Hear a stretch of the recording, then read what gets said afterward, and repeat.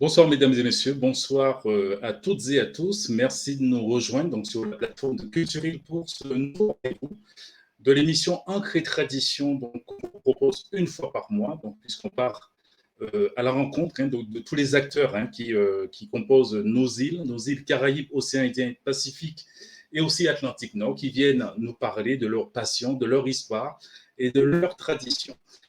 Tout à l'heure, on a essayé de se connecter, donc malheureusement, il y a eu quelques petits soucis techniques, ce qui nous a contraints donc à nous déconnecter. Nous voilà de retour parmi vous donc, pour vous présenter donc, la dernière partie de notre émission consacrée à l'art traditionnel de la Martinique. Et pour cela, donc, j'accueille Jean-Michel Dracius, qui est un passionné d'histoire et aussi un conférencier au sein de l'association Flamme Créole à la Martinique, d'où est-ce qu'il nous contacte aujourd'hui. Bonsoir, bonsoir Jean-Michel. Bonsoir Péage, comment vas-tu? Et Oui, bonsoir ça va très bien. à tous nos auditeurs que j'ai toujours plaisir à, à accueillir, et surtout ceux qui de la France métropolitaine, parce qu'on n'a pas échangé ça, mais depuis qu'on se fréquente, on va dire, en tout cas de façon par vidéo interposée, et bien, je reçois beaucoup d'appels d'associations antillaises de métropole qui Ah ben appellent super. oui, oui, pour des conseils, pour des orientations. Donc, je trouve ça très bien et je me suis rendu compte qu'il y avait un manque, un manque d'information, de formation aussi chez nos Antillais hexagonaux, et que si ça peut aider, eh ben, je suis ravi. Voilà. En tout cas, c'est super. Je suis vraiment ravi de l'entendre et de partager ça, en tout cas, avec toi, avec vous, ce soir. Et pour cause, donc, on a aussi des autres personnes, des autres territoires qui nous regardent, qui nous écoutent. Donc, j'ai lancé un sondage cette semaine donc, sur la plateforme culturelle pour savoir un petit peu d'où venaient les gens qui nous suivent. Et on a un petit peu des gens un petit peu de partout, donc l'île Maurice, les Seychelles, Madagascar, Nouvelle-Calédonie, Singapour, Colombie et je ne cite pas les autres. En tout cas, merci à vous de nous suivre et c'est vraiment une très très belle vitrine pour faire connaître nos cultures, nos traditions et aussi nos savoir-faire selon le cas. Mais en tout cas, merci à toi Jean-Michel de m'accorder ton temps une fois de plus par rapport à ce deuxième rendez-vous autour de la robe traditionnelle de la Martinique. Je Alors, au l'accorde, moment j'accorde mon temps à nos îles. Hein. Je ne veux pas t'enlever ton plaisir, mais je fais beaucoup ça pour En tout cas, je fais plaisir. Mais l'ensemble merci des beaucoup. îles. Merci Voilà, beaucoup. J'en apprends toujours beaucoup, beaucoup en ta compagnie. Et merci à merci. toi. Alors, au moment de la lecture, donc, on se disait que lors du précédent rendez-vous, donc, on a abordé donc, plusieurs sujets donc, autour de la robe traditionnelle, donc à travers son évolution au fil du temps. Et est-ce que tu peux rapidement nous recontextualiser donc, la robe traditionnelle martiniquaise qui est devenue une mode d'une certaine manière? Oui, alors, comme on l'avait dit la dernière fois, on n'a pas inventé. On a récupéré de la matière venant d'Europe et on l'a tropicalisé, on l'a tordu, on l'a pailleté, on l'a coloré et on en a fait quelque chose qui est bien à nous aujourd'hui. Donc voilà, donc ça c'est le premier élément. Et puis aussi, j'avais insisté la dernière fois sur l'importance de remettre les choses en perspective et surtout en perspective chronologique. C'est-à-dire que tout ce qu'on le connaît aujourd'hui, notre patrimoine, je dirais, autour de la robe traditionnelle, n'est pas arrivé d'un coup. Hein, c'est assez étalé sur presque 3 siècles. Donc, il faut remettre les choses. Et la dernière fois, on s'était consacré surtout à une partie qui est plutôt méconnue, même y compris chez nous, hein, aux Antilles, c'est-à-dire tout ce qui se passait avant l'abolition. Et c'est quand même ces hommes et ces femmes, hein, beaucoup de femmes dont on a parlé la dernière fois, qui ont quelque part initialisé le début de ce qui est aujourd'hui un patrimoine culturel et historique. Mais donc ils ont joué beaucoup, mais on verra aujourd'hui que suite à l'abolition de l'esclavage, donc la partie dite d'émancipation a été un vrai foisonnement où tout le monde évidemment a pu s'emparer de ce costume et le faire sien et le revendiquer haut et fort. Voilà. Oui, et pour cause, effectivement, la robe traditionnelle, comme son nom l'indique, c'est aussi un facteur social, de distinction sociale. On va le voir tout à l'heure. Euh, de la robe traditionnelle martiniquaise et aussi par extension guadeloupéenne, caribéenne, il y a une hiérarchisation. Est-ce que tu peux un peu nous citer les différents types de robes qui existent? Oui, alors il y a une hiérarchisation, c'est-à-dire qu'on va dans la première partie avant l'esclavage, on va en parler tout à l'heure, parler beaucoup du porté jupe-chemise, qui est une longue chemise blanche, qui est en fait un sous-vêtement que l'on va porter en extérieur. Et on va porter une jupe qui va être remontée souvent sur le devant ou sur les côtés. Donc ça, c'est un porté qui va être très très populaire jusqu'à l'abolition de l'esclavage. Et puis on verra tout à l'heure comment d'un seul coup, eh bien, les femmes se sont rabattues sur une robe qui est arrivée, qui s'appelle la douillette, qu'on va appeler plus tard la grand robe, et qui est une robe qui est à l'opposé du porté jupe-chemise, beaucoup moins sexy, beaucoup moins provoquant, mais certainement les femmes à ce moment-là avaient ce besoin-là. Donc la robe, c'est en fonction du contexte, hein. Donc c'était porté en fonction de différents événements pour pouvoir euh, euh, se distinguer donc, par rapport à la situation d'une certaine manière. Donc c'est ce que tu veux nous dire. Oui, on a codifié, hein, ce qui n'était, on venait du pagne, de l'esclavage, et d'un seul coup, il a fallu quelque part reprendre tout ça, remettre des codes, hein. Alors ces codes existaient sur la mode européenne, et bien sûr, on ne sortait pas n'importe comment, on avait des robes pour prendre le thé, des robes pour sortir, des robes pour le deuil. Bon, et bien tout ça, on va recontextualiser ça avec chez nous, hein, et on va reprendre différents codes, et donc les femmes vont commencer à respecter ces codes et qui qui sera le signe d'une bonne éducation ou de bon niveau social. Donc on ne fait pas tout et n'importe quoi. Voilà. Oui. Alors, la robe, comment est-ce que c'est devenu un élément qui est vraiment ancré dans la culture martiniquaise par rapport au temps? Donc, on va voir tout à l'heure donc la célèbre Matador, hein, qui est vraiment un symbole de l'identité culturelle. Mais comment, au fil du temps, ça a été vraiment un facteur qui s'est imprégné dans la tradition locale? Alors, comme tout, quelque part, nouveau riche, hein, ça s'observe encore aujourd'hui. Il y a certaines parties, certains pays, certaines populations qui accèdent à une certaine aisance financière, etc. Eh bien, tous, mais jusqu'à aujourd'hui, le vêtement est toujours le premier vecteur pour dire au reste du monde, regardez, je fais partie de vous, je fais partie de votre groupe plus élevé, plus riche. Et donc, le vêtement, c'est le premier. Alors après, on a d'autres symboles comme ça, qui peut être la voiture, la maison, les bijoux, etc. Mais en tout cas, le vêtement, c'est par là que tout démarre. Et nous, Martiniquais, Guadeloupéens, Caribéens, anciens esclavagisés, eh bien, nous allons utiliser le vêtement, et notamment les femmes, comme un vecteur de réappropriation d'un statut social. Voilà. Alors, justement, du porté jupe-chemise, est-ce que tu peux nous dire concrètement par rapport à l'évolution de cette tenue au fil du temps, comment est-ce que ça a commencé et jusqu'à aujourd'hui? Alors, ce porté jupe-chemise, je pense qu'il a été euh, on le doit beaucoup aux métisses, aux mulâtresses, comme on les appelle avant, qui étaient des femmes qui avaient effectivement, de par leur statut, un certain niveau social et qu'elles utilisaient en dépensant beaucoup, beaucoup d'argent pour des toilettes.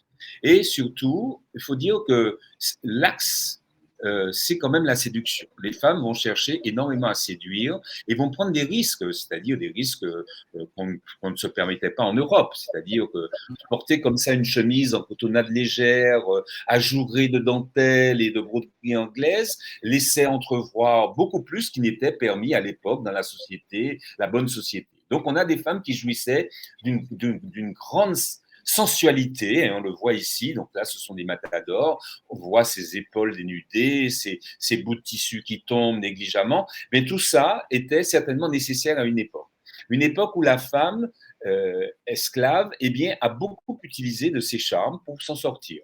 Beaucoup ont essayé par leur mariage, par leur union, d'accéder à un certain niveau social, et notamment en se mettant en concubinage avec des hommes blancs, et qui, effectivement, a démarré tout ce grand brassage, ce grand métissage qu'on a connu, et notamment de façon plus importante encore à la Martinique que dans le reste de la Caraïbe. Mais donc, c'est vrai que la séduction était vraiment. Alors, le vêtement est toujours pour la femme un élément de séduction. Mais là, je crois que la différence, et avec la partie qui nous intéresse aujourd'hui, montre bien, quand on verra les deux opposés, on verra que c'est différent. Alors, se porter, effectivement, il y a l'avantage aussi qu'il coûte moins cher. C'est sûr que vous avez une jupe ainsi tenue, va coûter beaucoup moins cher, qu'on verra plus tard, pour la confection d'une jupe de Matador, comme on voit à l'écran, qui consomme quasiment que 6 mètres de tissu. Comme on le voit ici sur cette photo, vous avez énormément, la jupe est accrochée à la ceinture avec des plis qui sont doubles, triples, voire quadruples. Donc ça double, ça triple et ça quadruple le tissu. Donc ici, pour une jupe comme ça de Matador, on est à plus de 6 mètres de tissu.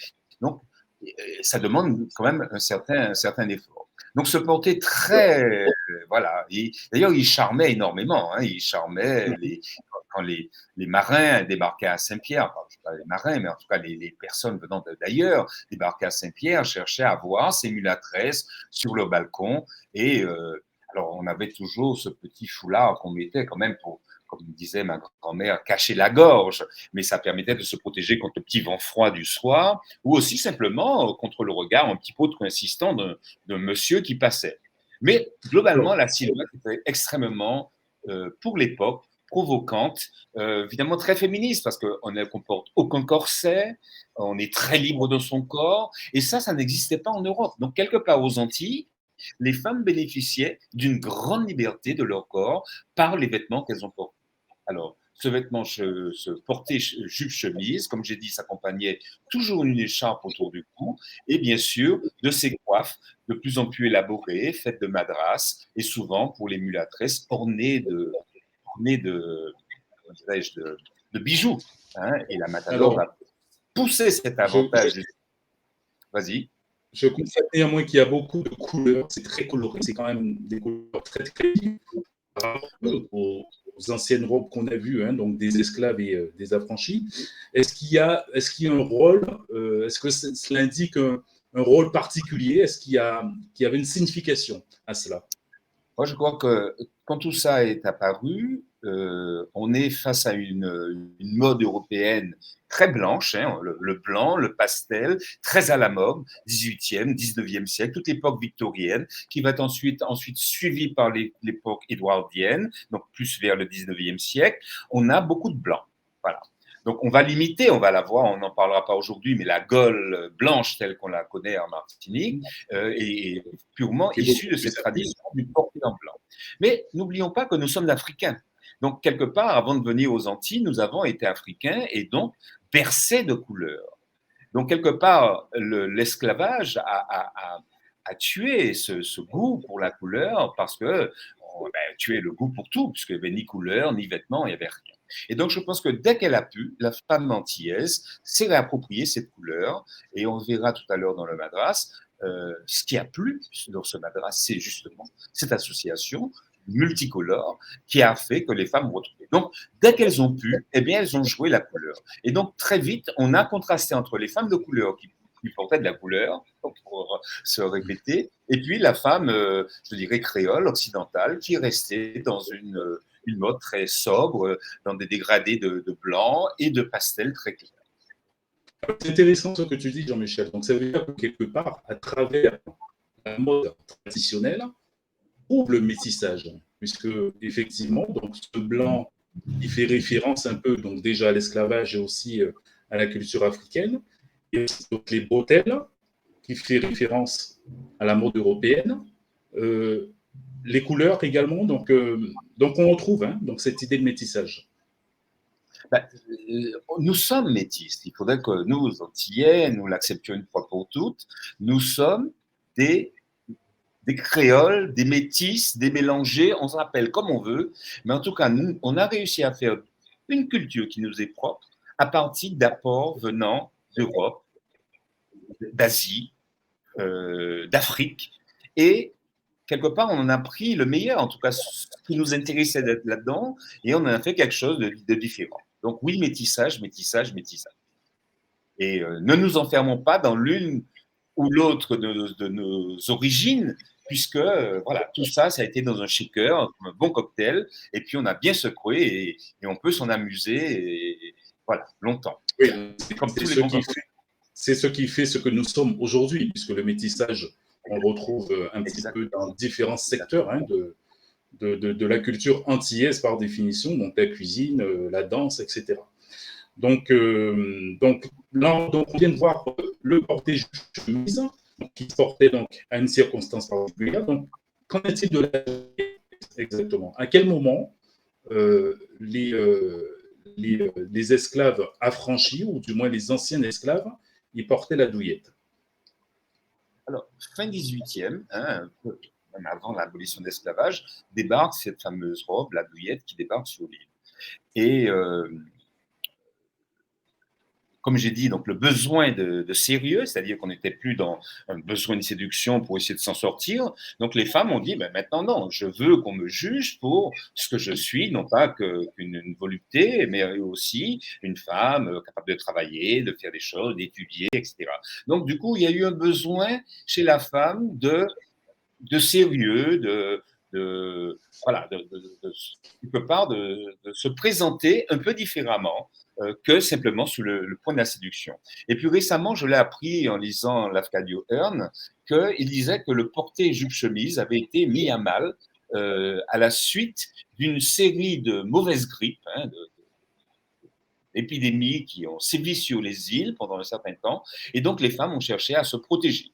Donc cette robe qui débarquait, qui n'avait finalement rien à faire aux Antilles, parce qu'on se dit, une robe d'un pays qui débarque à manches longues, une encolure au carré, alors qu'on vient de la volupté des épaules qui se dénudent, qu'on a vu tout à l'heure chez la Matador ou chez la Mulatresse, et d'un seul coup, on a des femmes qui sont collées monteux, encolures au carré, on ne monte plus rien, et ça m'a interpellé. Et je crois que c'est le mix des deux. Protection, je dirais, vis-à-vis de la maladie, mais aussi volonté d'afficher qu'on est devenu quelqu'un d'autre, respectable. Je crois que c'est ça, c'est la respectabilité qui est, pour moi, à l'origine principale du succès de cette fameuse douillette de la grande robe. Alors, on la voit ici à l'écran, dans sa version la plus aboutie, hein, la plus noble. Donc, elle prend le nom de grand robe. Hein, donc, on n'est plus dans une simple robe, on la nomme grand robe, hein, comme le Grand Paris, comme tout ce qu'on chérit, on veut lui donner une puissance. Donc, elle est devenue la grande robe. Pourquoi est-ce qu'on nomme grand robe? Est-ce que c'est lié à l'évolution par rapport à tout ce qu'on a vu précédemment? Ben parce qu'elle a en fait tous les attributs d'une robe de reine. Hein. Quand on regarde le choix des tissus dans lequel elle est fabriquée, ici, nous sommes sur des satins brochés, sur des satins brodés, nous sommes sur des soieries. On va venir, cette écharpe qu'on a vue tout à l'heure, qui se protégeait contre le froid, prend le nom d'une visite ou d'une collerette. Donc on va venir l'enrichir de dentelles, de petits plis, de petites ornementations, de petites roses faites de tissu, hein, et qu'on va venir assortir au jupon, un jupon fait de dentelle ou fait de satin plissé. Donc oui, effectivement, cette robe prend une valeur, et d'ailleurs, on n'en possède souvent qu'une, hein, pour une vie à l'époque, et parce qu'on va la ressortir régulièrement pour les grandes occasions. Donc les mariages, les grandes réunions familiales, les grandes occasions. Vraiment, et cette robe. Alors, elle prend, je n'aime pas du tout quand on l'appelle la robe de grand-mère. Pour moi, je trouve que on devrait bannir cette façon de la désigner. Certes, ma génération et celle d'après, on a vu nos grands-mères la porter, mais ce serait vraiment dommage de la cantonner à une tenue de troisième âge. Ce n'est pas du tout ça. Hein. Les femmes n'attendaient pas d'avoir 70 ans pour porter une grande robe. Alors justement, parlons un peu de ces clichés par rapport à la grande robe. Donc, on dit que c'est une robe parce que principalement, la plupart du temps, ce sont des personnes d'un certain âge, hein, qui portent ce type. Est-ce que tu penses qu'aujourd'hui, donc, il y a un éveil qui s'occasionne au niveau de la jeunesse pour pouvoir se réapproprier donc la culture, cette culture-là qui est 100% locale. Non, enfin, on est loin du compte. C'est pas satisfaisant, même si effectivement aujourd'hui, on n'est pas la seule association, il y en a d'autres qui se penchent le sujet, qui font aussi un travail. Il y a des initiatives qui sont en train de se voir. On vient de passer il y a 15 jours, là, on a fait la journée de la Gaule. Alors la Gaule, c'est la Gaule, nous, Martinique, la Gaule ordinaire, c'est celle qu'on mettait pour rester chez soi, pour travailler, qui est certainement la robe la plus africaine parmi tout le panthéon des robes caribéennes. Et au mois de novembre, à la Martinique, on est en train d'organiser la journée de la robe traditionnelle qui va faire qu'on essaiera de convaincre les Martiniquais de porter ne serait-ce qu'un petit bout de madras, en tout cas tout ou partie d'une tenue traditionnelle, un jour défini qui sera au mois de novembre, et de façon à se rappeler de cette glorieuse époque et quelque part de redonner envie de porter cette robe. Alors, selon moi, c'est magnifique. C'est vraiment spectaculaire hein, par rapport à la vue. Et c'est vrai que c'est très, très beau. Ça rappelle vraiment la tradition et l'histoire des ancêtres, d'une certaine manière. Mais aussi, comme on le disait tout à l'heure, hein, ces œuvres artistiques, on ressent le métissage qui est quand même très, très présent à travers la broderie, la soie, etc. Qui est quand même, voilà, on ressent la mode européenne à travers ces créations. Oui, oui, il y a, bien sûr, il y a la robe est européenne, elle a une traîne. En plus, je parlais des manches longues et de l'encolure, mais il ne faut pas oublier qu'une traîne, imaginez, dans un pays où il y avait peu de gens qui étaient dotés de paires de chaussures, on s'entiche d'une robe avec une traîne. Alors, il y a un problème. Je dis, mais attends, avant de la traîne, il faudrait peut-être ça d'abord d'acheter une paire de chaussures. Mais non, on a cette traîne, on la porte comme une reine. Regardez les tenues. Alors, c'est peut-être ça qui aussi freine un peu la jeunesse. On ne se comporte pas n'importe comment quand on endosse une grande robe. On a un compte à soi, comme on disait dans le temps, mais on n'agrippe pas n'importe comment. Le tissu est fragile. Regardez cette femme qui la tient des deux côtés de façon à relever le jupon. Une autre la porte ici sur l'écran à droite, rabattue sur le bout. Donc en fait, c'est la traîne qu'on vient récupérer à l'arrière et qu'on met sur le bras. Donc tout ça, ça demande d'ailleurs, regardez, elles se prêtent au jeu, ces femmes que j'ai photographiées,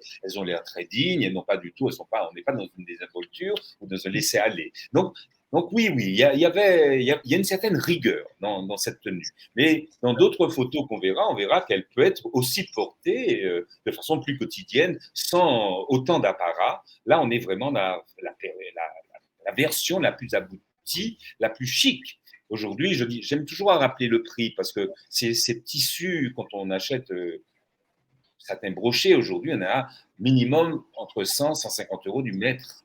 Donc, imaginez, vous faites 8 mètres de tissu pour une grande robe. Donc, tout de suite, ça chiffre. Hein, ça chiffre. Alors, est-ce que tu peux nous parler de la coiffe? Parce qu'on a différentes coiffes en fonction des tenues. Est-ce qu'il y a… Alors, du moment de la journée de l'utilisation. Donc là, on a vu la grande robe.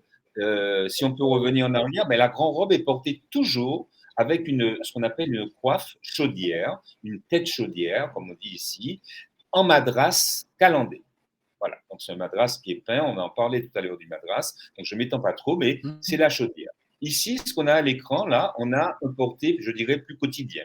C'est ce qu'on appelle le portier à la lundi matin, c'est-à-dire qu'on va bosser, on se rend en ville pour des emplettes, donc on n'est pas sur des tissus extrêmement soyeux ou riches, on est sur des cotonnades qui peuvent être fleuries, à carreaux, en madras, mais on est sur un tissu beaucoup plus quotidien.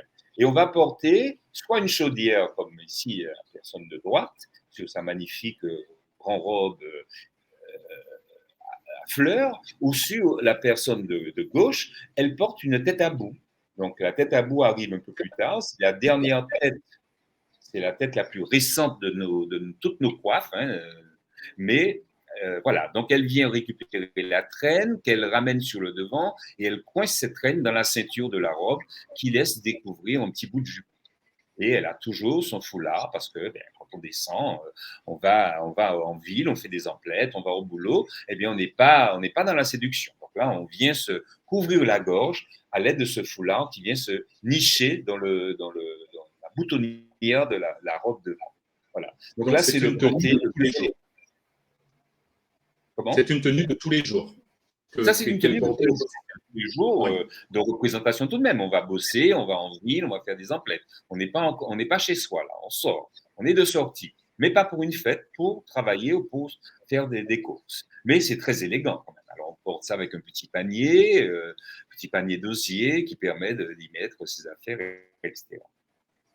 Mais c'est quand même super beau. Là, on a l'exemple d'une femme. Donc, elle est une vendeuse de gâteaux à la sortie de la messe du dimanche. Donc, elle a sa petite boîte, sa petite vitrine de gâteaux. Mais là aussi, elle est très chic. Donc, elle porte sa douillette en madras, assortie de petits foulards. Donc, le foulard est fait du tissu le plus luxueux qu'on possède. Et alors, récemment, j'ai appris ça, mais ça, c'est une vieille dame qui le sait. Et elle me racontait dans les années, on va dire, 60-70, le chic du chic était d'arborer un foulard acheté à Paris, un foulard, comment dirais-je, pas publicitaire, mais un foulard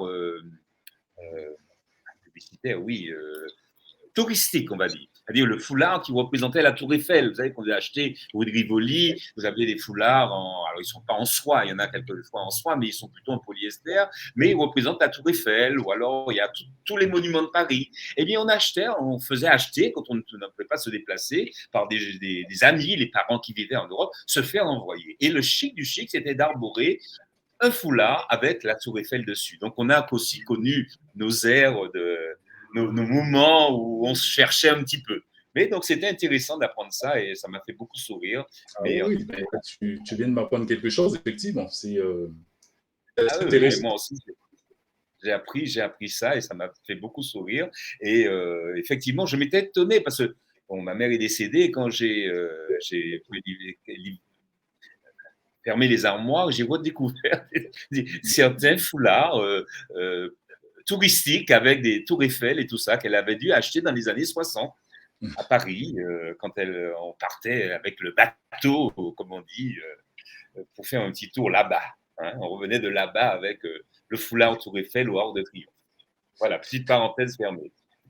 Alors, qu'en est-il de l'étoffe madras ? Madras qui, en général, par rapport à la conscience collective, fait référence à la ville de Madras en Inde. Est-ce que tu peux nous raconter un peu l'histoire autour de cette étoffe ? Alors, le Madras est né dans une petite ville qui ne s'appelait pas Madras à l'époque, s'appelait Cheney. C'est H-E-2-N-E-Y. Voilà. Cheney, N-A-I, pardon, à la fin. N-A-I. Cheney, c'est une ville, petit village de pêcheurs en fait, et ils ont cette particularité, ils ont inventé une technique de tissage avec un fil de trame et un fil de chaîne. Fil de trame, fil de chaîne vertical, fil de trame horizontal. Et c'est la base de tout tissu que l'on connaît aujourd'hui. Et il faisait ça avec du fil issu du bananier. Parce que si vous regardez, vous coupez un tronc de bananier, vous allez voir que certains fils se détachent naturellement. Donc, il prenait ce fil, le torsadait, ayant suffisamment fin pour le tisser, après l'avoir teint dans des pigments de différentes couleurs. Et dans un tissage assez savant, qui faisait qu'au bout du compte, on arrivait à une alternance de couleurs qui formait sur le tissu soit des carreaux, donc le fameux madras qu'on connaît, ou soit des bandes, parce qu'il est moins connu, mais le madras n'est pas qu'à carreaux, il est aussi à bandes. Donc voilà comment est né le madras. Donc Cheney. Arrivent les Anglais qui colonisent l'Inde à l'époque. Donc les Anglais découvrent cette magnifique technique qui produit des choses très belles. Donc ils s'en imparent et ils s'aperçoivent que cette file de bananier a deux défauts. Premièrement, elle sent un peu le foin parce que ça sent l'herbe séchée. Donc pas forcément très agréable quand vous avez une robe qui sent l'herbe séchée. Et le deuxième défaut qu'avait la fibre de madras, la fibre de banane qui composait le madras, c'était qu'il se cassait. Donc vous aviez au bout d'un moment le tissu qui cédait et se déchirait à certains endroits. Donc pas très bon en termes de longévité. Donc les Anglais ont eu l'idée de remplacer un des deux fils par un fil de coton. Donc ça, le madras a évolué, donc un mélange de coton et de bananier. Et puis ensuite, ça ne suffisait toujours pas. Donc, ils ont remplacé tout le bananier, ils ont mis 2 fils de coton. Et c'est le madras qu'on connaît aujourd'hui, qui est composé de 2 fils de coton. Mais ils ne se sont pas arrêtés là, les Anglais. Ils ont aussi supprimé un des fils de coton, ils ont rajouté un fil de soie. Donc, on connaît peu ce madras aux Antilles, mais il y a un madras fabriqué à partir d'un mélange de soie et de coton, donc un produit extrêmement délicieux qui, à l'époque, a beaucoup plu. D'accord, et qui est venu compléter donc, du coup la mode traditionnelle. Oui, alors là, on a à l'écran, là, on fait un petit son en arrière, parce qu'on a à l'écran ce portrait de cette grande robe dit à la rivière Salée. Donc ça, c'est le portrait le plus quotidien. Là, on bosse. Alors, ça va de tout. Cette robe assez rose, on va prendre la robe usagée. On ne va pas fabriquer une rose spécialement pour aller couper. Mais on a ici des coupeuses de canne. Donc oui, elles coupaient la canne. Très pratique, cette robe avec les manches longues. Ça protégeait des coupures de la canne. Donc, elle permettait de travailler la terre. Enfin, on y faisait tout ce qu'on avait à faire dans cette robe. Et pour pouvoir la rendre plus facile à porter et plus aisée, libérer les mouvements, eh bien, on venait rehausser, peut-être qu'on peut voir une autre image, rehausser cette robe avec un madras qu'on serrait au niveau des hanches, de façon à faire monter la robe et la faire blouser. Alors, ça fait 2 effets. Le premier effet, c'est que ça relevait la robe, ça évitait qu'elle traîne dans la boue, dans l'eau. Et deuxième effet, ça donnait ce côté arrondi au niveau des hanches, très prisé à l'époque, qui donnait un certain sexy. Et on a, par exemple, j'aime beaucoup cette douillette, elle est faite en patchwork, c'est-à-dire qu'on peut imaginer que la femme qui la portait n'avait pas l'argent pour s'acheter une pièce de tissu entière, et donc patiemment, elle a récolté des petits bouts de tissu à droite à gauche jusqu'à en faire un patchwork, et une fois les 6 mètres ou 8 mètres de tissu atteints, eh bien, elle a pu se converser sa robe. Donc là, on a une marchambre de simple, ou une rimette de rasier, comme on dit, l'apothicaire, et on a à sa droite donc la façon dont la lavandière, une fois de plus, donc quand elle descend à la rivière laver son linge, elle a toujours la même robe. Donc non seulement elle est remontée vers le bas, mais elle va venir, et ça c'est un moment de volupté intense, quand les lavandières arrivaient à la rivière, ce moment où elles enlevaient les manches, donc il y avait un moment où la poitrine était découverte, et ensuite elle venait reprendre les 2 manches qu'elle venait croisées au-dessus de la poitrine, comme on voit cette femme à droite, donc venant libérer les bras, et ainsi on pouvait plonger les bras dans l'eau de la rivière sans forcément mouiller sa robe. Donc la lavandière, dans une douillette tout à fait, on est vraiment dans un vêtement de travail finalement, et bien même là, on a réussi à y créer une forme de volupté et de sensualité. C'est quand même extraordinaire, les femmes antillaises. C'est magnifique. Et effectivement, c'est vraiment très, très enrichissant parce que le fait d'avoir enlevé les manches comme ça, c'était par rapport au côté pratique d'une certaine manière et qui fait partie de la composante de la mode. Mais c'est vraiment super. Ça fait une trentaine de minutes qu'on est ensemble, donc on va marquer une petite pause, une première pause, et on va écouter donc le témoignage de Manouchka, et qui va nous raconter un peu son expérience par rapport à la robe traditionnelle. On se dit à tout de suite.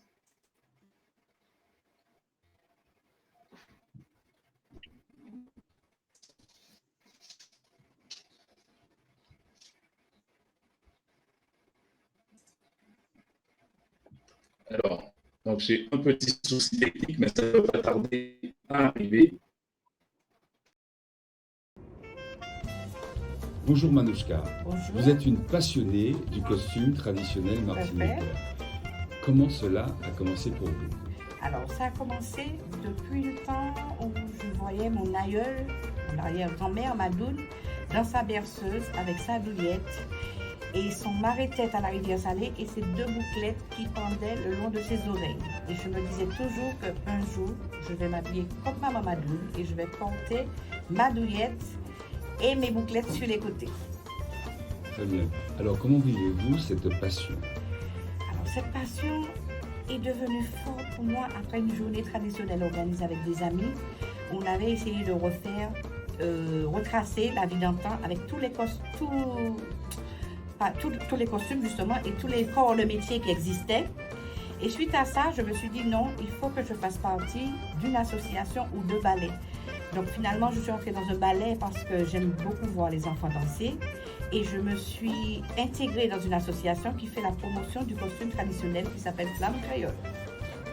Très bien. Alors, pourquoi est-ce aussi important de continuer à promouvoir ce costume? Et bien justement, suite à cette journée, on a tellement vu que les gens avaient adhéré au concept que je me suis dit, non, il faut faire perdurer cette tradition.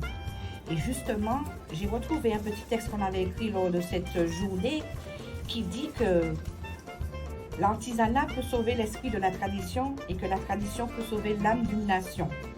Dans notre société, on observe une tendance générale qui est de faire vivre le costume authentique afin de l'actualiser et de le resituer dans un contexte plus large de la création authentique locale. Donc le costume traditionnel est la marque, à mon avis, la plus expressive de l'identité nationale. Donc on devrait continuer à porter notre tenue traditionnelle. Très bien dit. Alors dites-moi, quel est votre costume préféré parmi tous les costumes de la tradition? Alors mon costume préféré reste la gole ordinaire, puisque je porte la gole ordinaire quotidiennement pour jardiner, pour cuisiner, pour laver, pour faire tout ce que j'ai à faire, et surtout avec les 2 poches qui me permettent de mettre ce que je veux dedans. Manouchka, merci beaucoup.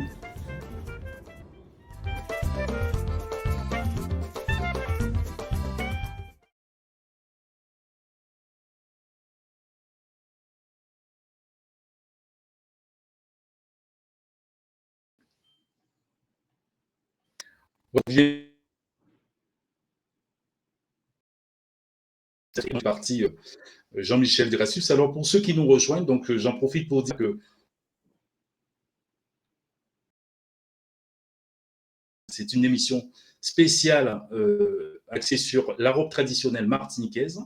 Donc n'hésitez pas à poser toutes vos questions donc, à Jean-Michel, qui se fera un plaisir d'y répondre. Donc là, on vient d'écouter Manouchka, Jean-Michel. Donc c'est vraiment un mot d'espoir, ce qu'elle dit, c'est extraordinaire. Donc l'artisanat qui perpétue la tradition et la tradition qui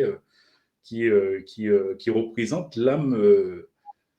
Exactement. Je trouvais que la formule était tout à fait appropriée, tout à fait juste. Hein, donc, voilà, on n'a pas le choix, il faut continuer. Il faut continuer. Dans cette mondialisation en plus, ceux qui vont se laisser happer dans une espèce de soupe générale risquent de perdre leur âme. Donc il est important que même quand on est un tout petit territoire comme les nôtres, qu'on ait chevillé et ancré cette tradition. Les éléments, alors le vêtement en est un, mais il ne faut pas oublier la gastronomie, l'architecture, il y a tout un tas de dimensions. On parle de robe aujourd'hui, mais on n'est pas les seuls. Et c'est tout ça qui compose l'identité d'un peuple. Donc il faut y travailler, ne pas le perdre. En tout cas, c'est extraordinaire ce que vous faites. C'est vraiment super parce que ça permet de faire découvrir et redécouvrir donc, à la population locale et aussi aux autres.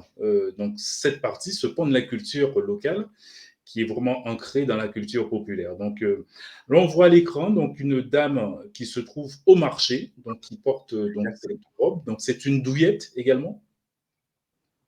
C'est une douillette fleurie et on voit le porter dit à la rivière salée. On voit nettement ce madras serré sous les hanches. On vient faire blouser la robe à côté et vraiment, on est vraiment dans une scène de marché. C'est une petite scène de marché qu'on a dû reproduire lors d'une manifestation et on voit toutes ces femmes tantôt, et puis le bakwa, le chapeau qui arrive aussi, ne l'oublions pas, monument national. Malheureusement battu en brèche, il coûte cher aujourd'hui à réaliser, mais on a un bakwa à vie. Et les pêcheurs, vous aviez un bakwa, vous le gardiez jusqu'à votre mort. Donc on a une qualité de fabrication sur ce chapeau que nous envierait plein de pays. Donc là, aujourd'hui, on est inondé de tout un tas de chapeaux venus d'ailleurs pas chers, mais en tout cas, il est important aussi, là encore, de se réapproprier de ce patrimoine qui est le madras, le bakwa, le chapeau bakwa. Le chapeau bakwa, est-ce que pour toutes les personnes qui connaissent pas, hein, donc est-ce que tu peux dire c'est quoi le bakwa précisément? Alors, le bakwa, c'est une plante, hein, c'est une plante qui fait de longues feuilles très fibreuses. Et donc ces feuilles sont aplaties, on en fait des lanières. Et surtout, ce qui fait que le bakwa était increvable, c'est que ces lanières sont d'abord cousues et ensuite cousues entre elles. Donc il y a une double couture qui fait que c'est un chapeau indestructible. Il est imperméable à la pluie, donc les pêcheurs pouvaient l'utiliser dans leur barque pour se prendre des embruns de mer ou de la pluie, sans pour autant se... Donc c'est vraiment un outil. Alors là encore, il y a des jeunes stylistes qui s'en imparent. J'ai vu une jeune femme l'autre jour qui fait des bakwa, alors plus du tout dans l'esprit de ce qu'on a à l'écran, hein, mais en tout cas des objets de mode, voilà, d'aujourd'hui. Et ça encore, tout ça m'encourage et me ravit. Et Voilà. ça aussi, c'est un pan de la tradition et de la culture, hein, puisque les chapeaux bakwa qu'on retrouve un petit peu partout, les gens l'utilisent pour aller dans les champs, pour en tout cas se protéger essentiellement du soleil. Et effectivement, c'est imperméable, comme tu disais, mais c'est surtout pour se protéger du soleil. C'est protégé du soleil, et puis on garde une certaine fraîcheur en dessous. Vous voyez, ces femmes, on agrandissait le bord, et les femmes qui travaillaient dans les champs, ou comme ici, sur un marché, vous êtes assis sur un petit banc toute la matinée à vendre 3 tomates, eh bien, vous étiez protégé par ce large bord du madras. Donc, il y avait plusieurs types de madras. Et là encore, c'est l'intelligence de l'époque. Justement, concernant le madras, il y a plusieurs types de madras. Comment les distinguer? Ouais. Pourquoi est-ce qu'il y a différents types de madras? Alors, on a parlé donc de ce madras qui revient. Effectivement, le madras, en fait, déjà, les origines. On a parlé de l'Inde, mais devant le succès du madras, alors, au départ, les Européens ont considéré que c'est un petit tissu. Comme disait une couturière, je connaissais ça, un petit tissu, mon cache un petit tissu. Donc, c'est un petit tissu de patrie, donc pas suffisamment noble pour le vendre en Europe. Donc, en fait, le madras était fait pour l'exporter vers les colonies. Donc, c'est pour ça qu'on l'a exporté vers les Antilles et on l'a reçu. Alors, mais très vite, d'abord les femmes européennes, les créoles, se sont emparées de ce tissu. Et elles l'ont porté. Alors, non pas comme nous, on l'a utilisé plus tard, donc en coiffe extérieure, mais plutôt comme un tissu d'intérieur, juste comme un bandeau pour nouer une chevelure l'après-midi chez soi, etc. Et devant le succès, donc évidemment, les métis et les livres de couleur se sont vite rués sur ce tissu qui était à leur disposition et en ont fait lui ont donné les lettres de noblesse. Mais pas seulement, parce que certaines femmes créoles ou même des livres de couleur allaient en France pour des raisons tout à fait variées et ainsi on ramenait avec eux le madras sur le territoire français. Donc vous voyez, ça sort de l'Inde, ça arrive aux Antilles et ça revient en Europe. Et à ce moment-là, ils se sont vus que ce madras était un peu populaire et ils ont décidé de le fabriquer. Donc en France, Rouen était et est toujours la capitale du madras français. En Angleterre aussi, ils se sont mis à fabriquer du madras en Angleterre, mais qui pour servir la femme européenne. Donc, ils ont fait des madras aux couleurs qui plaisaient en Europe. Donc, avec un hiver. C'était des couleurs moins vives, du coup? C'était des couleurs des marrons, des gris, des noirs, des bleus marines. Et ils l'ont réexporté. Alors, comme il y avait moins de distance que depuis l'Inde, le madras fabriqué à Rouen coûtait moins cher que le madras qui venait d'Inde. Donc, les gens qui n'avaient pas d'argent en Martinique, ils achetaient le madras moins cher. Mais sauf que ça ne leur plaisait pas, parce que les couleurs ne leur plaisaient pas.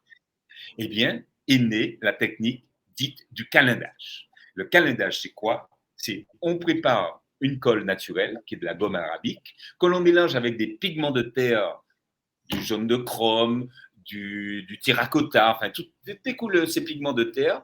Donc, ça fait quelque chose. Et on vient peindre sur ce madras qu'on n'aime pas trop parce qu'il est un peu marronasse et qu'on aime plutôt des couleurs vives, des bandes de couleurs. Alors, principalement le jaune, mais ça a eu aussi d'autres couleurs. Mais on a surtout utilisé le jaune. Donc, c'est ça la technique du calendage qui a été utilisée pour redonner un éclat soit un madras un peu défraîchi, parce que quelqu'un qui n'a pas les moyens de s'acheter un nouveau madras, prenez un vieux madras un peu pâli par le soleil, et lui redonner une seconde vie en lui apportant quelques traits de peinture. Ou alors, on venait rehausser un madras fabriqué en Europe dont les couleurs ne plaisaient pas. Donc, vous voyez que ce madras, alors, c'est très marrant l'histoire de ce madras, parce que là, je l'ai appris aussi très récemment. C'est pour ça que c'est passionnant, ce truc. C'est quoi? Les archives continuent de s'ouvrir, parce qu'on n'a pas tout connu. Hein. Cette période difficile de l'esclavage, vous vous rendez bien compte qu'il y a plein de gens qui n'ont pas forcément envie de parler pendant des décennies et des décennies. Donc, on découvre encore des choses et on en apprend. C'est fabuleux. Et là, j'apprends que Joséphine de Beauharnais, donc devenue impératrice de France, donc elle a toujours connu le madras chez elle, eh bien, elle continue de le porter à la cour de France, non pas en tissu d'extérieur, mais en tissu d'intérieur. Donc, elle a son madras, elle s'attache la tête donc, chez elle, dans son cercle privé, avec un madras. Et alors, encore plus surprenant, ça a été Napoléon. Napoléon, lui aussi, a porté le madras. J'ai vu une peinture où on voit Napoléon sortant de son bain, alors non pas nu, mais portant un pantalon, une chemise blanche, et il avait un madras noué, alors très marrant d'ailleurs, à la façon de Tupac. Je ne sais pas si tu vois ce rappeur américain qui noie un bandana comme ça. Alors c'est assez marrant de voir Napoléon dans cet accoutrement. Et en lisant, on disait que quand il prenait son bain, il se faisait attacher la tête de madras, qui évidemment prenait quelques vapeurs d'eau au bord de l'eau, et donc était mouillé. Et à l'après, on lui portait un deuxième madras au moment où il se faisait sécher. Donc on voit que c'est hyper surprenant. Mais très vite, le madras va être comment dirais-je, plus les Antillais de couleur s'en emparaient, moins les Européens l'ont apprécié. Donc le madras tombe en désuétude chez les Européens et par contre, avec l'émancipation, explose littéralement chez nous, aux Antilles. Tous les Antillais s'en emparent comme un trésor national. Alors, on va commencer cette première photo. On va voir que sur 200 ans, eh bien, 18e, 19e siècle, tous les échelons de la société antillaise s'est emparé du madras. La première photo de gauche représente une femme européenne qui porte une gole blanche, qui était d'abord la tenue qu'elle portait, donc une tenue d'intérieur. On va l'appeler en France une robe de thé, c'est la robe qu'on prend pour recevoir ses amis l'après-midi, prendre un thé. Donc cette femme, elle a un madras rayé, gris et blanc, qu'elle porte comme bandeau, voilà, avec son collier de perles. C'est assez simple, c'est assez simpliste, hein, comparé simple, mais elle n'en a pas fait tout un apanage comme nous ensuite. Nous, on a poussé le truc, on va voir les photos, quand les Antillais s'en emparent de couleurs. Donc, on a deuxième personnage, c'est la Da. C'est une Da ici. Et cette Da, et bien sûr, eh bien, elle va jouer du madras, aussi bien sur son écharpe, qui est d'ailleurs un madras calandé. On voit très nettement ces traits jaunes qui ne sont pas dans le tissu, mais qui ont été peints par-dessus, ou sur sa coiffe, où là, une coiffe richement ornée, mais également calandée, puisque ces deux traits jaunes qui barrent le début de la coiffe ont été peints avant la confection de la coiffe. Donc, on voit ici. J'en profite juste pour dire, juste une parenthèse, Jean-Michel, parce que je crois qu'elle porte un bébé au niveau oui. du bras. Et donc, oui, et comme si on le voit bien, ce bébé est blanc. Donc, c'est pour un peu symboliser le fait que cette Da, donc personnage central de toutes les grandes familles de béquets martiniquaises, avait un rôle très important et de nourrice. Elle accompagnait ces familles dans tous les grands moments de leur vie, la naissance, le baptême, le mariage, les communions, etc. Donc, c'est un personnage qui est totalement à part, qui a une vie, elle vit sur l'application, elle est richement dotée en or, elle est une des rares, avant l'abolition de l'esclavage, personnes de couleur à pouvoir porter de l'or. Ça a été totalement interdit. Donc, je ne disais pas que c'était une généralité, mais en tout cas, certains maîtres plus indulgents permettaient, notamment à la Da, à qui il devait beaucoup, le plaisir, je dirais, finalement, de porter de l'or. Alors, c'est un personnage central, d'une certaine manière, par rapport à la maison du maître. C'est un personnage central, et comme je le raconte souvent, ce n'est pas le cas systématiquement, mais souvent la Da, qu'on appelait aussi compagne du maître, était souvent la première femme du maître.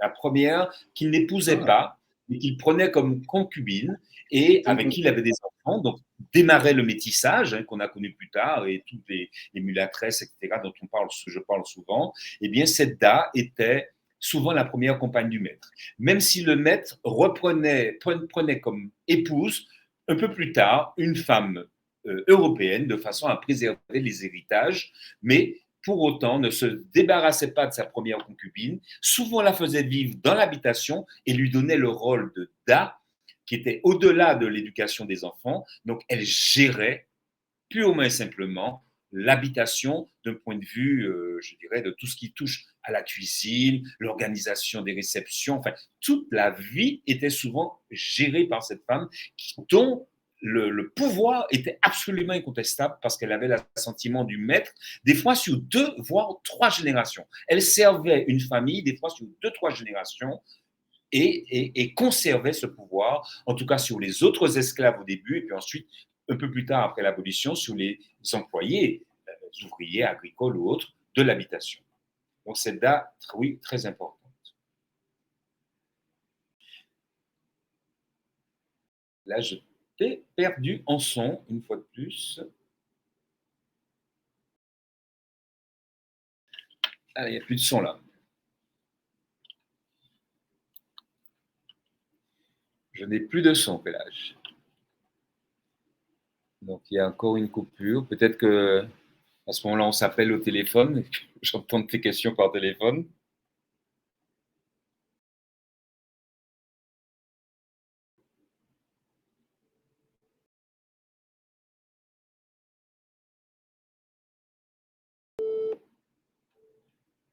Allô? Oui, alors on va fonctionner comme ça le temps de la fin de l'émission.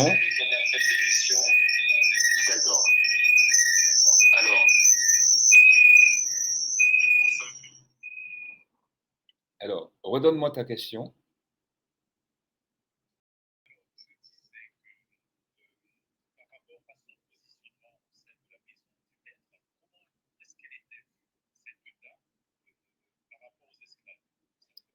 C'est un peu ambigu, c'est à la fois de l'admiration et de la détestation. Puisque l'admiration, c'était quand même un personnage de couleur qui arrivait à obtenir un tel niveau au sein de la société. Donc, on ne peut pas ne pas reconnaître ça. Et puis, effectivement, c'est une forme de jalousie. Mais en tout cas, je ne pense pas que soit remise en cause son autorité. En tout cas, je n'ai jamais entendu dire qui que ce soit de choses négatives contre ce personnage emblématique martiniquais, caribéen.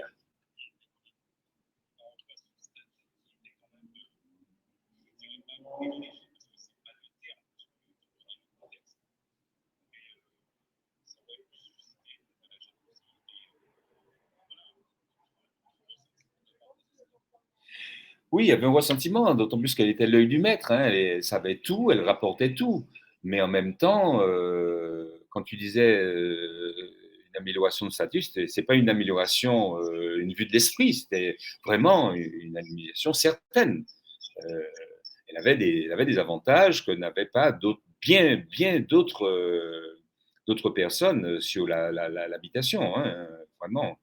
Donc, non, elle avait vraiment des privilèges. Hein. Oui. Alors, celle sur la droite, on va rendre à César. Donc, c'est de là que tout vient. On a une femme qui est indienne, qui porte un sari en madras somptueux. Donc, elles étaient habillées comme ça en Inde. Et voilà, c'est de là que tout a démarré. Et de l'autre côté, vous avez une matador. Encore la matador, vous allez me dire, mais on a du mal à s'en défaire tellement son costume est beau. Et là, c'est une version, je dirais, calandée. Donc, on a encore un madras. Et là, il y a tout un travail de peinture, ça voit très bien. Donc, toutes les bandes jaunes sont faites sur un madras rayé. Donc là, c'est un calandage sur un madras rayé qui donne un effet encore particulier. Donc, elle a aussi bien la jupe calandée que l'écharpe qu'on ne voit pas mais qu'on devine sur les épaules et la coiffe calandée.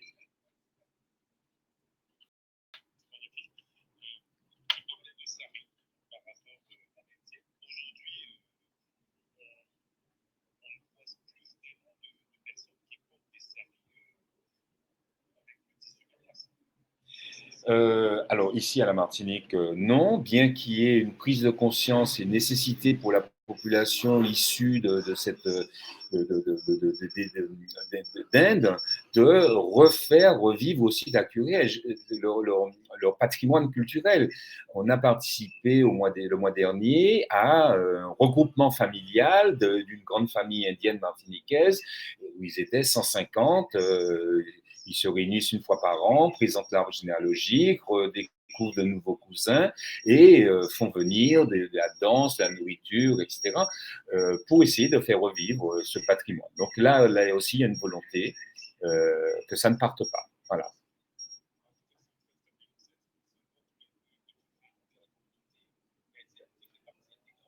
Oui, et à qui on doit beaucoup. On doit beaucoup parce que les Indiens sont arrivés, ils ont ramené l'art de l'orfèvrerie. On s'est beaucoup inspiré d'eux sur les bijoux, la façon de porter les bijoux dans les cheveux. Tout ça, ça vient d'Inde. L'art du scintillement, qui n'est pas du tout africain, hein, mais c'est vraiment indien. Tout ce qui brille, tout ce côté très très chatoyant. Et puis aussi l'art du contraste. L'opposition des couleurs. Ça, c'est très indien. On le retrouve dans la grande robe, dans la façon d'opposer le jupon à la jupe. Ça, de façon même des fois un peu violente. Ça vient aussi des Indiens. Donc, on leur doit beaucoup de leur, je dirais, incursion très, très discrète, mais néanmoins significative dans le costume traditionnel martiniquais. Et alors, on voit à l'écran, donc là, on a fait un petit peu une rétrospective. Bon, là, on revient en arrière, on revient un peu plus tard. On a à l'écran une affranchie, donc une libre de couleur, dont j'ai beaucoup parlé la dernière fois.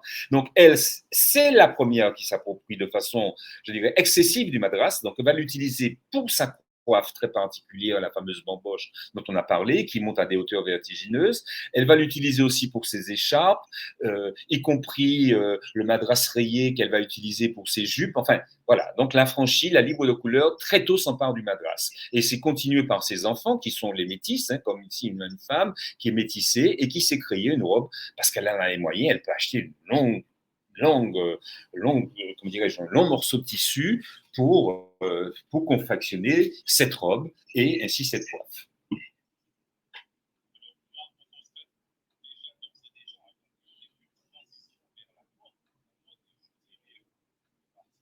Oui, tout à fait.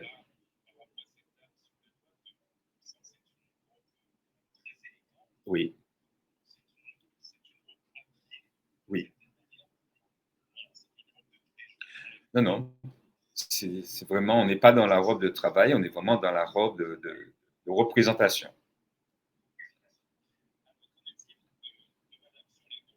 Alors sur la gauche, c'est pour montrer que le madras aussi s'habille de deuil. Hein. Donc on a ici une femme qui porte une robe madras noir et blanc. Et donc elle est en tenue mi-deuil, elle se rend à l'enterrement où elle porte simplement le deuil d'un parent. Voilà. Donc le madras partout. Et puis comme je le disais tout à l'heure, on a sur les visuels de gauche, eh bien la grande robe, donc sa tenue d'apparat, est toujours portée avec une chaudière en madras calandre. Voilà. Donc ça, c'est des codes. Quand on parlait de codes tout à l'heure, on ne fait pas n'importe quoi. On ne descend pas avec une grande robe et on attache sa tête. Non, non. Donc, c'est pour montrer que là, il y a toute une éducation, donc une réappropriation de codes de mode, c'est-à-dire qu'on crée sur place. C'est ça qui est intéressant. Ce ne sont plus les codes européens qu'on transmet, c'est nos propres codes à nous. Alors, bien sûr, il y a des inspirations européennes, mais en tout cas, voilà. On a le besoin de codifier la société et le vêtement est l'une des choses par laquelle on passe pour justement apporter ce code et ce statut social. Et là, on a deux exemples. À droite, donc, le porté à la rivière Salée d'une robe en madras. Donc, on en est beaucoup plus tard. Là, on est 19e, 20e siècle.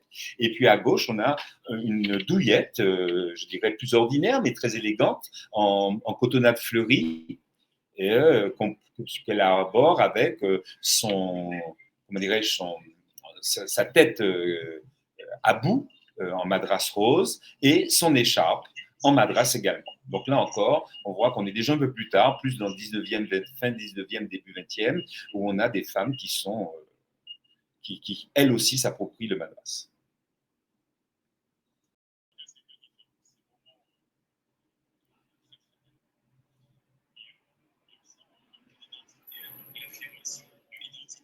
Oui.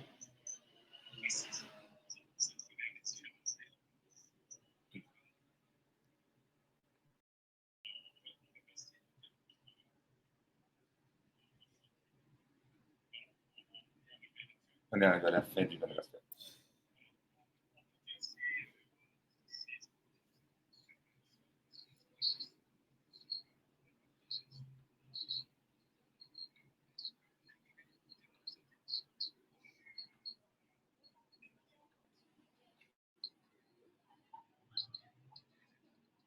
Non, mais je crois on a fait le tour. On s'est dit ce qu'on avait à se dire aujourd'hui. Je suis très content, même si on a eu ce petit incident technique au départ.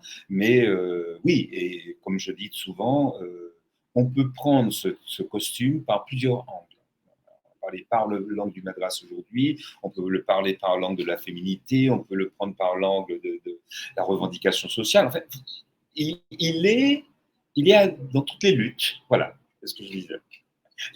Quelle qu'elle soit, culturelle, économique, politique, eh bien oui, on peut retrouver ce costume et montrer son importance. Voilà.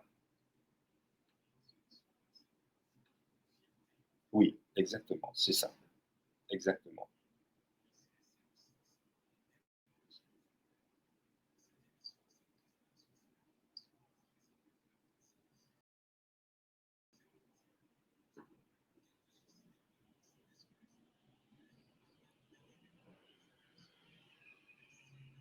Merci à toi et puis voilà, à très bientôt pour de prochaines aventures sur le vêtement.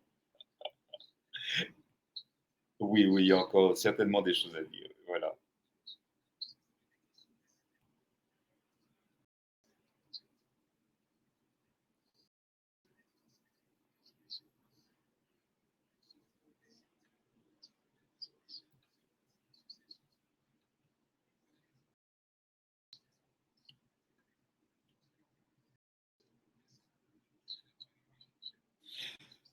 Eh bien là, on a beaucoup, beaucoup bossé ces derniers temps. Il y a eu beaucoup de choses à l'occasion de l'abolition, l'anniversaire de l'abolition. On a fait beaucoup de choses. On prendra quelques vacances méritées. On a encore un spectacle début juillet. Et puis, on fait toujours, juste avant l'été, un petit. Enfin, voilà, on se réunit entre nous pour un peu fêter, quoi, passer entre nous. Donc, il y aura ce petit moment où les membres vont se retrouver autour de. Voilà, on ne sait pas encore très bien comment on va le faire. Mais souvent, ça danse et ça mange. Donc, voilà le programme. Et puis, on verra en septembre pour les prochaines émissions. Merci à toi. À bientôt. À très bientôt. Merci.